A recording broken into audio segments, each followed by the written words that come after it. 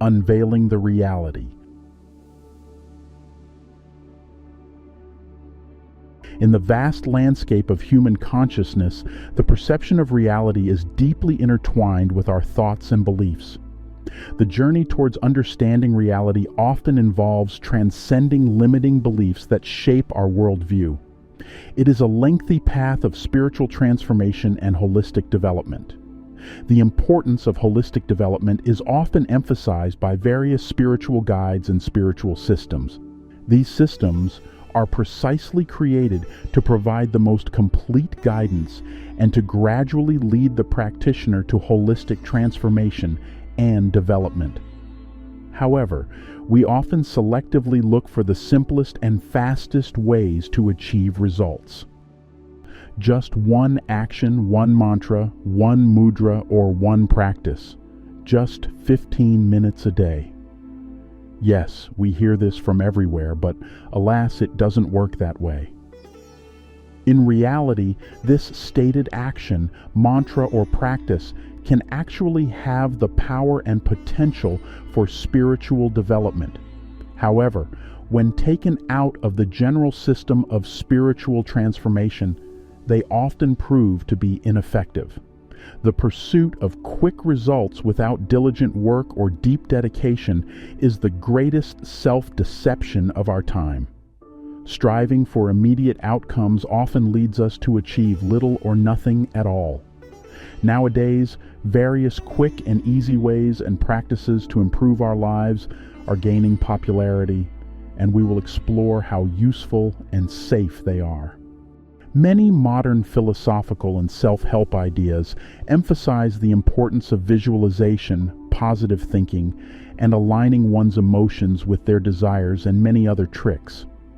Self-help ideas are typically too simplistic or as offering quick fixes without addressing deeper issues. It is important to recognize the danger of adopting ready-made solutions for personal transformation without engaging in a profound inquiry into the nature of the self and consciousness. The true transformation arises from self-awareness and an unmediated understanding of the nature of one's own thoughts and actions.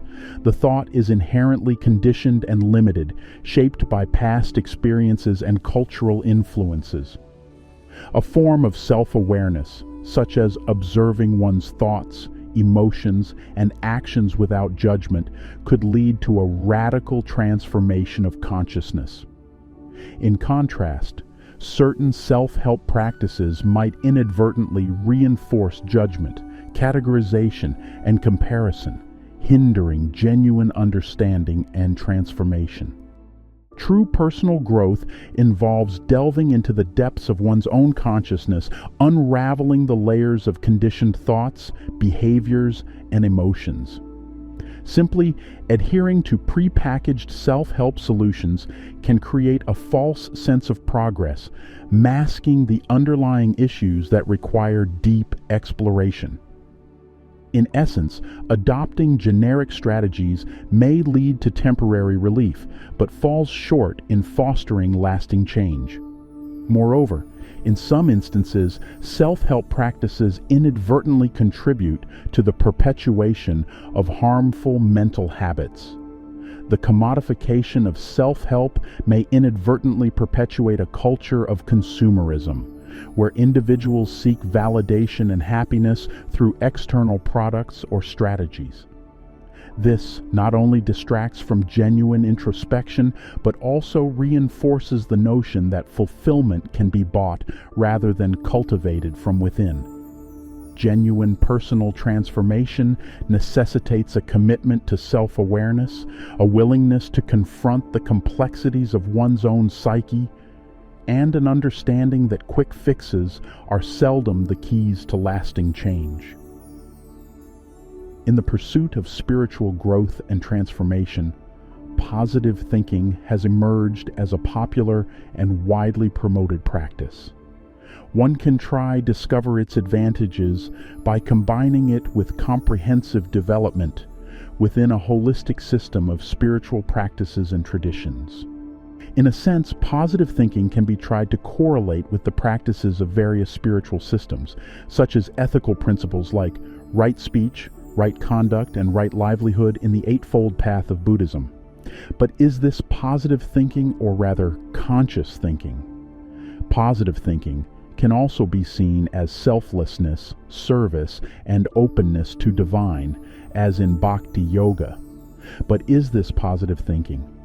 It is more accurately described as thinking without attachment to external circumstances, whether positive or negative, and instead being fully focused on the divine. Thus, positive thinking can be considered in different contexts and associated with different concepts, but such a comparison is not always correct. It is worth recognizing that if positive thinking is divorced from other practices and perceived as the sole means of spiritual transformation, it may not only prove ineffective, but also potentially harmful. Bad thoughts come because there is something corresponding somewhere within us. The roots of negativity often lie in unexplored corners of our psyche, shaped by experiences, fears, or unresolved emotions. From here, the conclusion follows that we should find and work with this in the depths of ourselves and not try to hide it from ourselves. By acknowledging our fears and insecurities, we can begin the process of dismantling the barriers that give rise to negative thoughts. When we try to ignore negative moments and selectively find support only in the positive aspects of life, our positive thinking becomes an attempt to escape from reality. We look for the positive as opposed to the negative and become satisfied when the positive aspects outweigh on our list. However, life is inherently dynamic. Circumstances and events are subject to constant change, and one way or another, in life, we will have to encounter circumstances that exceed our desires. No matter how much we try to escape from reality, it will tirelessly pursue us. What we are trying to escape from manifests itself even more strongly in us, by selectively looking for positivity in our memories and thoughts. We unwittingly deal with the dual nature of our mind. And even when positivity prevails, we still unwittingly operate with the entire spectrum of black and white perception of life. Positive moments can bring us comfort, but at the same time, hidden shadows of our personality involuntarily rise to the surface of our consciousness. In our selective search for positivity, our minds, one way or another, operate with both negative and positive memories of events. We may pretend not to notice the negativity, but since it is embedded in our evaluative system of dual thinking, it will inevitably remind us of its presence. Isolating positive thinking often leads to the suppression of negative emotions. Instead of embracing and understanding these emotions, we may strive to maintain a facade of positivity. This suppression results in the accumulation of unresolved issues, hindering true spiritual transformation. Instead of learning to accept both external circumstances and our hidden shortcomings, we run away from them, hiding behind positive thinking. We call positive what is convenient for us.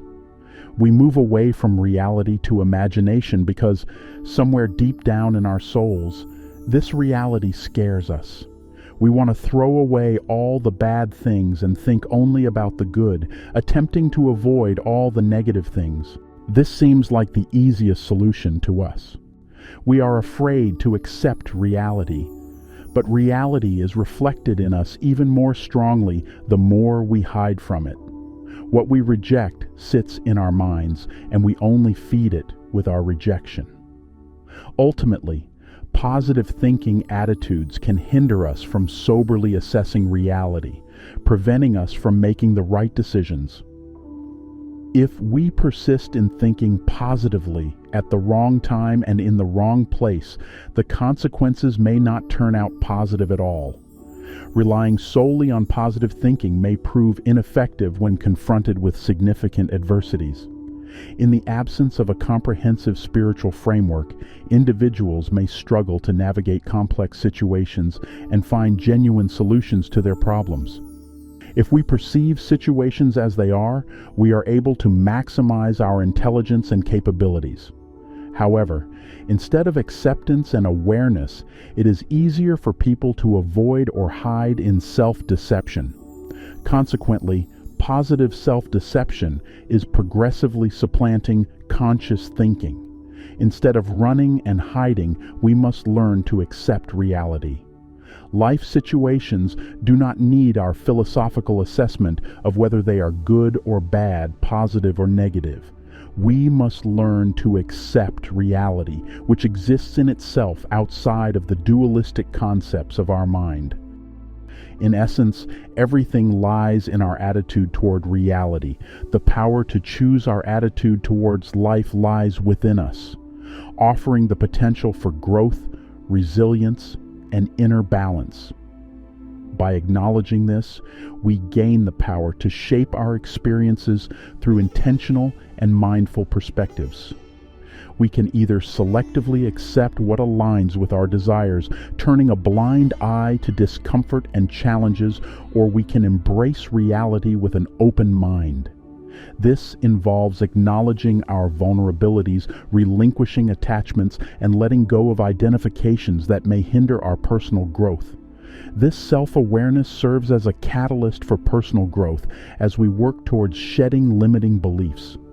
Attachments and identifications often bind us to patterns that hinder our personal evolution.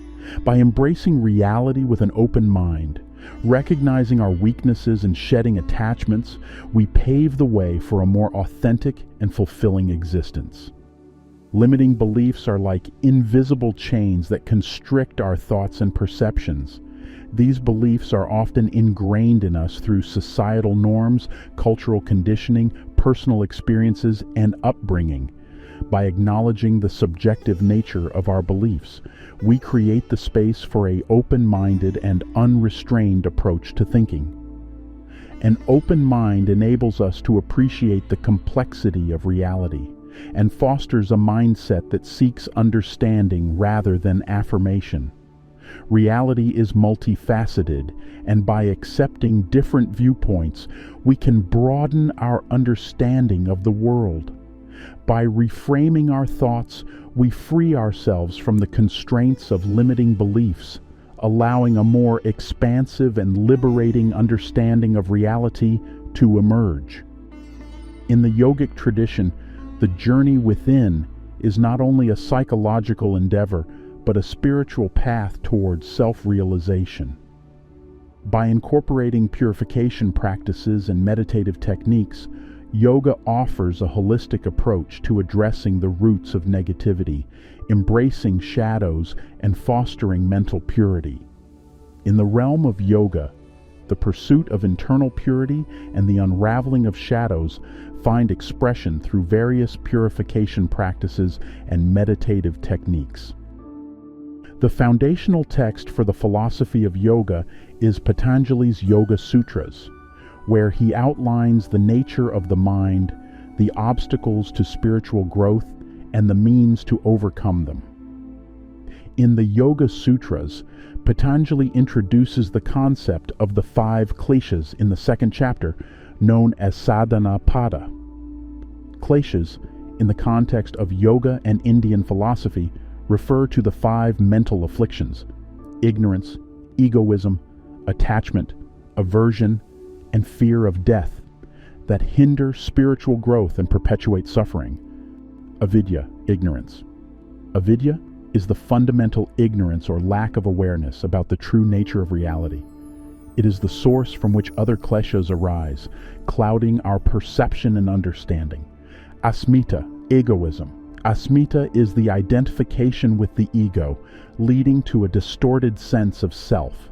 When we overly attach ourselves to our ego, we create barriers that separate us from others and the deeper aspects of our own being. Raga, attachment. Raga is the attachment to pleasurable experiences and the desire to possess or hold on to them. This attachment can lead to suffering when we cling to impermanent aspects of life. Dvesha, aversion. Dvesha is the aversion or repulsion towards unpleasant experiences or things. It arises from the desire to avoid pain, discomfort, or anything that challenges our comfort zone. Abhinivesha, fear of death. Abhinivesha is the fear of death or the instinctive clinging to life. It represents a primal fear that can manifest as a resistance to change or an excessive attachment to the physical body. Kleshas are considered the root cause of human suffering and are seen as veils that obscure the true nature of the self. They create mental fluctuations, disturb the peace of the mind, and perpetuate the cycle of desires, aversions, and egoic identifications. Recognizing and addressing these kleshas is crucial for spiritual growth and self-realization in the yogic tradition. Patanjali also outlines the 8 limbs of yoga, Ashtanga Yoga, which provide a systematic approach to overcoming the kleshas. The practice of asanas, pranayama, meditation, and ethical principles, yamas and niyamas, are integral parts of this purification process. In the context of yoga, Svadhyaya is one of the niyamas, which are ethical and spiritual observances. It is considered an essential aspect of the yogic path, alongside other niyamas like saucha, cleanliness, santosha, contentment, tapas, discipline, and Ishvara Pranidhana, surrender to the divine. Svadhyaya is a lifelong process of learning and self-discovery. It extends beyond formal education and encourages a continual seeking of knowledge and wisdom in various aspects of life. Rooted in the belief that true wisdom comes from understanding oneself, Svadhyaya plays a pivotal role in the pursuit of self-realization and spiritual growth. By delving into the study of the self and sacred texts, individuals strive to overcome ignorance, egoic tendencies, and limiting beliefs, moving towards self-realization and spiritual awakening. Svadhyaya emphasizes introspection and self-inquiry. Practitioners are encouraged to reflect on their thoughts, emotions, actions, and beliefs to gain a deeper understanding of themselves. Through self-study, individuals become aware of their habitual thought patterns, emotional reactions, and behaviors. Understanding these patterns allows for conscious choices and the potential to break free from conditioned responses that may not align with one's higher values. Patanjali emphasizes the importance of cultivating the role of a witness or observer, sakshi, to one's own thoughts and actions. This involves developing a detached awareness, where the practitioner observes the fluctuations of the mind without being entangled or identified with them. Sakshi Bhava is a term rooted in Hindu philosophy and spiritual practices, particularly in the context of Advaita Vedanta. In Sanskrit, Sakshi translates to witness, and Bhava means attitude or state of being. Therefore, Sakshi Bhava can be understood as the attitude or state of being a witness. The practice of Sakshi Bhava encourages detachment from the identification with the changing phenomena of life and a recognition of the unchanging, witnessing aspect of the self. Practitioners cultivate a sense of detachment from the constantly changing experiences of life. By recognizing oneself as the witness, one can observe the play of the mind and emotions without being overly affected by them. The emphasis is on observing the thoughts, emotions, and experiences without getting entangled in them. This observational stance allows individuals to gain insight into the nature of their own consciousness. Through mindfulness and concentration, practitioners learn to navigate the landscape of their thoughts, fostering self-awareness and understanding. By cultivating mindfulness, practitioners become adept at observing the thoughts and emotions that arise without attachment. This process allows for the identification of deep-seated fears, unresolved emotions, and patterns of negativity. By consistently adopting the role of the witness, individuals gradually break the identification with the ego and come to realize their oneness with the ultimate reality. We must learn to be honest with ourselves. We must learn to recognize in ourselves the hidden manifestations of our ego, laziness, reluctance, fears, resentments, ignorance, bias, and other imperfections. Stop running from them already. We must learn to understand them and recognize the nature of all these manifestations within us, because this is the only way to get rid of their influence. There is no need to look for one simple technique or a magic mantra or mudra that will do everything for us, because this is self-deception, and we know it deep within ourselves. We just have to admit it to ourselves. If we are not ready to see life as it is, we will not be able to change anything in it. If we are not ready to see ourselves as we are, we will not be able to change anything about ourselves. The spiritual path is a lifelong journey. This is the path of honesty with yourself and openness to spiritual truths. This is not a way to escape from yourself. This is the path of accepting yourself and your true essence. Only then can we walk this path, when we are honest with yourself about everything that happens in our lives.